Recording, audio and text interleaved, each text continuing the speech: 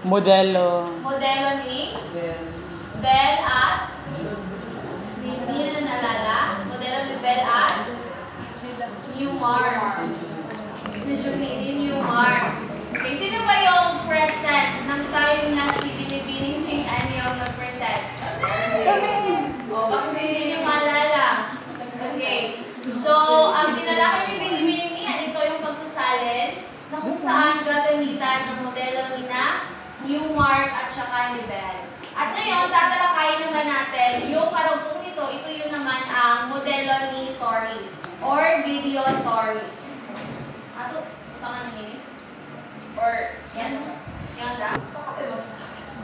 Sige, stop ko. Okay. So, ang modelo ni Torrey ay ang deskriptibong pag-aaral ng pagsasalin. Pag sinabi natin deskriptibong pag-aaral ng pagsasalin, anong ibig sabihin nito? Descriptive.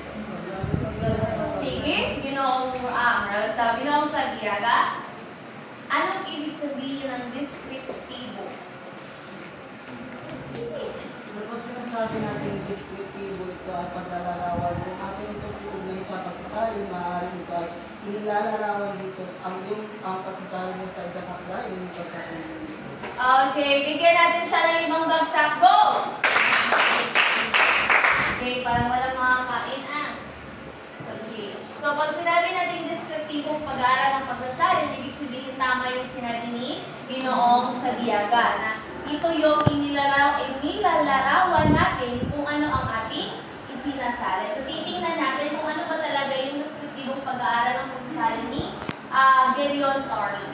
So, si Gideon Torrey, isang scholar sa pagsasalin. Ang nagpanukala ng Descriptive Translation Studies o deskriptibong pag-aaral ng pagsasalin. Sa kanyang modelo, tinitingnan ang pagsasalin bilang isang normatibong aktibidad na na-influensyahan ng kultura at lipunan ng target na wika. Ibig sabihin, kapag ikaw ay nagsasalin na gamit ang modelo ni Torrey, ay hindi lamang ang kultura ng iyong isinasalin ng iyong Hello? Okay, ito ang unang pangkat, kayo ang pangalawang pangkat. 1.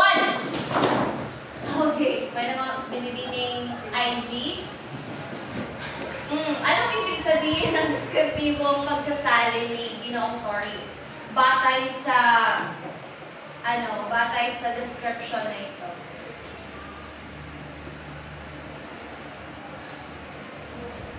Wala kang ideya? Call for a friend? Amira. Mir, ikaw talaga yung best friend niya, Mir. Okay, ano kaya ang ibig sabihin ni Ginoong Torrey? Hindi Torrey na yung nagdakip kay Duterte. Iba yun. Okay. Yes, Amira. So, ayon kay Torrey, sa kanyang descriptive translation, parang sinasabi dito na sa pagsasalin ay isinasaalang-alang dito yung kultura o yung kultura at lipunan sa target na wika na ating pagsasalin. Okay, maraming salamat. 5 bagsak, go! Okay, tama yung sinabi ni Binibining Amira na kapag ginamit natin yung modelo ni Torrey ay hindi lamang yung wikang isinasalin natin, ang kultura niya ang ating isinaalang-alang, maging ang target na wika. For example, yung wikang sasalinin natin ay wikang Ingles. So, di ba kapag tayo ay nagsasalin, hindi lamang yung kultura ng target na wika, maging ang background ng ating isinasalin ay dapat alamin natin. Kasi ito ay nakaka-epekto sa ating pagsasalin. So, yun yung kay Torrey na hindi lamang dapat daw yung sinimulang kultura ng ating isinasaling wika maging ang target na wika ng kultura ng ating target na wika. Naintindihan ba? Sabot? Okay, sige. So, narito ang mga pangunahing konsepto ng modelo ni Torrey. Una, target-oriented approach or nakatuon ito sa target na wika. Ito yung sinasabi ko kanina na kapag yung descriptive na pagsasalin ni Torrey, hindi ito nakatuon sa isinasalin, kundi nakatuon ito sa target na wika o yung wikang sinasalinan mo. So, ayon kay Torrey, ang pagsasalin ay dapat pag-aralan batay sa epekto nito sa target target na kukuha. Hindi lamang sa pagkukumpara ng original na teksto. So, hindi lamang talaga siya merely text to text. No, ang pagsasali na kay Turing, maging ang kultura talaga ang pinaka-importante. Ito yun sa kanyang target-oriented approach. No, hindi lamang ang text-to-text na konteksto ng akda, maging ang kultura ng target, hindi ang pinagmulan ng itong teksto na imo isnalan, hindi ang target, ang patutunguhan. Okay? O hindi ang pinagmulan, kundi ang patutunguhan ng target na wika na iyong sasalinan. Ang pangalawa naman ay translation norms. So ito yung mga pamantayan sa pagsasalin na tinatawag ding normative theory ni sino ngayon? Torrey. Anong pangalan ni Torrey? Gideon Torrey. Gideon. G-I-D-E-O-N. Gideon Theory. So, sa translation normative theory, may tatlo siya dito. Sinasabi niya na pagsasalin ay sumusunod sa tiyak na panipunang pamantayan na nagdidikta kung paano dapat may isagawa ang isang salin. At may tatlong uri ang norms. Una, ito yung initial norms. Anong ibig sabihin ng initial norms? Norms. Ang tagasalin ay pumipili kung mas magiging tapat sa source text o mas iakma ito sa target culture. 2. Junie. Okay, anong ibig sabihin kaya sa initial norms ni Torrey, Ginong Junie?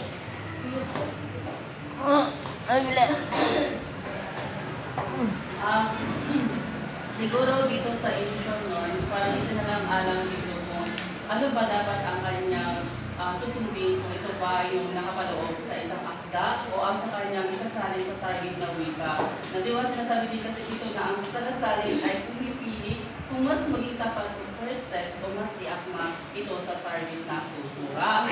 At sa kabilang banda nito, parang dito may pagpipilian ang isang tagasalin kung ano yung kanyang susundin. Kung yung nakalagay ba sa isang akda o ang kanyang susundin yung pamantayan sa kultura o lipunan ng kanyang isasalin.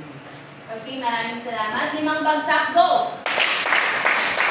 Okay, dito sa initial norms, ibig sabihin na ikaw na tagasalin, pipili ka kung ano ang pipiliin mo.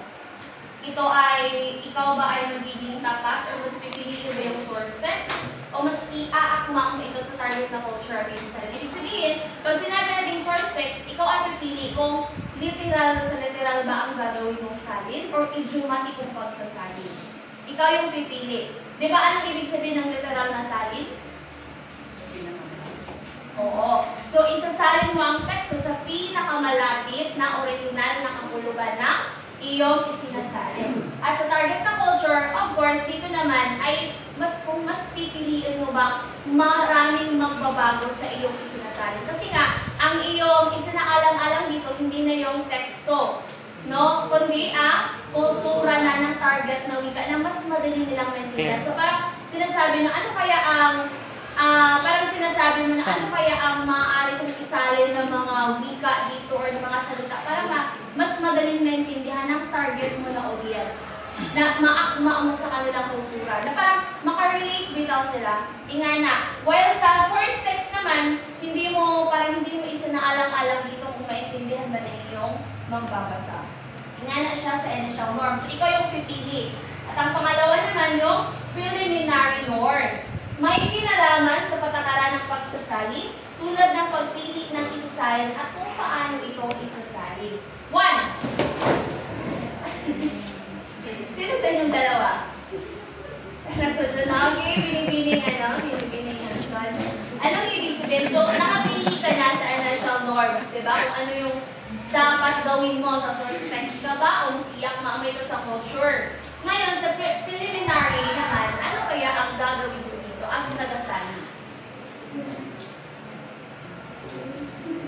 Call daw, find daw.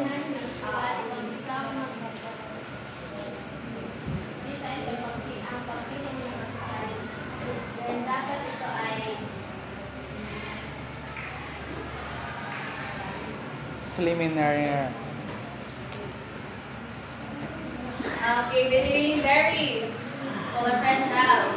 Magkano yung names?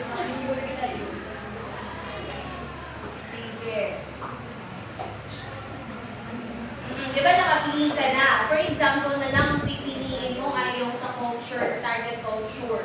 Kasi mas pinapahalagan mo yung dapat maunawaan talaga ng iyong nabasa. Sa preliminary, ano gagawin mo? So, preliminary dito ay yung ginagawa ng magsasalin ay ginagawa niya o parang sinangalang niya yung tradisyon o kultura ng kanyang isasalin sapagkat dito nga may kinalaman sa patakaran or so kinakailangan niya alamin mo na yung tradisyon ng kultura ng kanyang isasalin para makuha niya yung target na wika na gusto niya isasalin. Okay, natong pagsako! Okay, maraming salamat. Paano pa talaga siya, no? So, dito sa preliminary norms, ay dito mo na hindi pa isasagawa. Dito mo na pipiliin kung ano nga dapat mong gawin. So, for example, sa target culture, ay mas madali yung sa source text na. Sa source text, literal sa literal. Di ba sa literal, may patakaran kung ano ba ang gagawin mo. O di kaya, may mga step by steps kung ano yung gagawin mo, process, yung success, di ba? Okay, sa pag-success na yung pagsasalin, may proseso yan. Okay. So, sa source text, for example, ang gagawin mo dito, kasi ano yan mas pinapahalagahan mo yung teksto. Di ba? So, literal sa literal, sabihin natin na literal sa literal ang gagamitin mong pagsasalin. So, pagdating sa preliminary, anong gagawin sa literal? Titingnan ang bawat kahulugan ng Salita. Bawat salita. Kasi literal sa literal yung gagawin mo So, yan yung gagawin mo sa preliminary. Kung ano yung napili mo sa norm, I mean sa initial, yan yung gagawin mong steps sa preliminary. Either matapat, literal sa literal, salita na salita, ano pa ba? Idiomatikong pagsasalin, ano pa? Adaptasyon. Adaptasyon, okay. Sa tradition, ano ba yan? Target culture naman, what if target culture yung initial norms mo? Ano kaya ang maaari mong gawin sa preliminary? Anong pagsasalin kaya ang maaari mong gamitin pagdating sa preliminary? Anong steps ng pagsasalin maaari mong gamitin pagdating sa preliminary? Yung napili mong initial ay yung target na culture. 2. Kami si Mian talaga. O na, ako yung Mian. Ano kaya, Mian, if ever target na culture yung gagamitin mo? Sa mga nabanggit natin pagsasalin kanina. Para sa mga ano yung best na maaari mong gamitin? Idiomatic. Para sa akin ay pipiliin ko muna yung salita sa salita. O para doon ay kasi yung ating ginawa at kasi sa kay yung target na culture ang iyong nais mong ipagsasalin. Kaya mas mainam kung ang gagamitin ay salita. Okay, salita. Agree ka ba? Sang-ayon ka ba? 1. Arlene? Tapos na kasi Para sa akin, siya po Hala! Kasi mas mabuti kung ang pipiliin mo ay idiomatic. Yes, correct. Maaaring ka.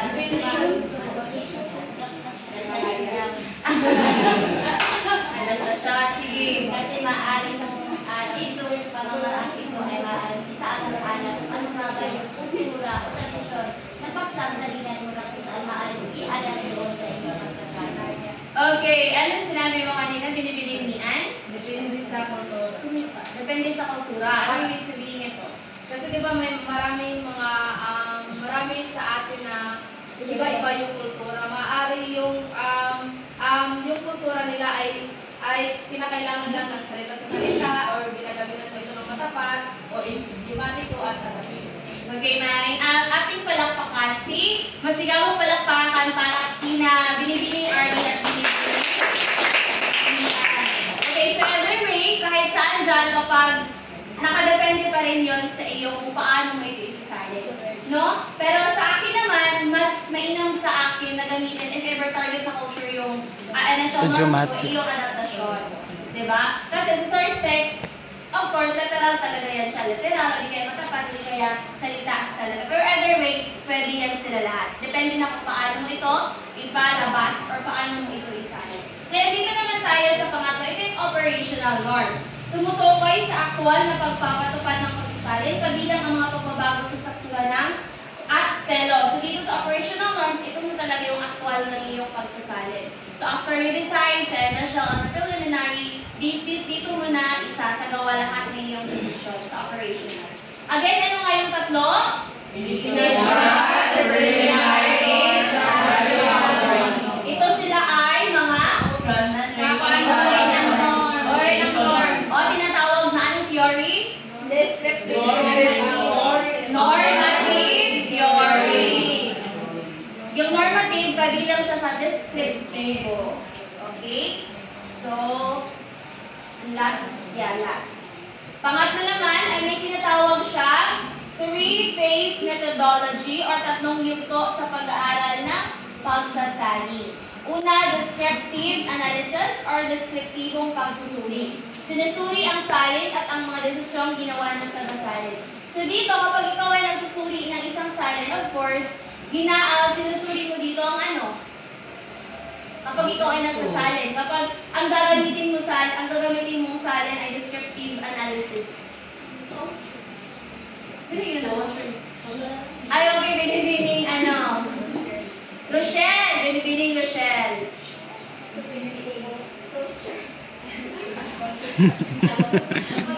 Kapag nagsusuri na tayo ng pagsasalin, of course, sinasaalang-alang dito yung kultura ng pinagsasalin natin.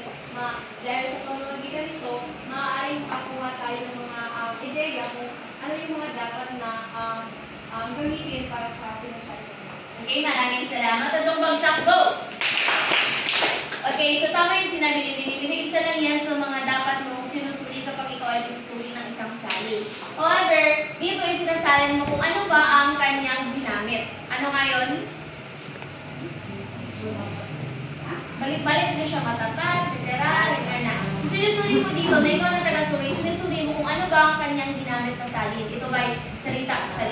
Ito ba ay matapat? Ito ba ay idiomatiko? Ito ba ay adaptasyon o ano pa man yan?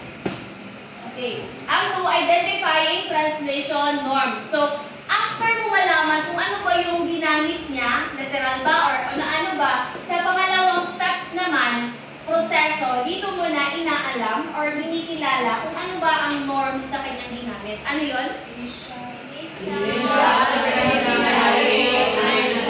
So, suriin mo na kung paano ba ang kanyang proseso sa paggamit ng mga translation norms. At ang pangatlo naman, explaining the findings. So, of course, ito, after mo malaman kung ano yung ginamit niyang pagsasalin, after mo masuri, after mo malaman, makilala kung ano yung translation norms sa kanyang ginamit, dito mo na ipapaliwanag kung paano niya ba sinalin ang isang teksto. Tama? Naintindihan ba? May katanungan? Malinaw?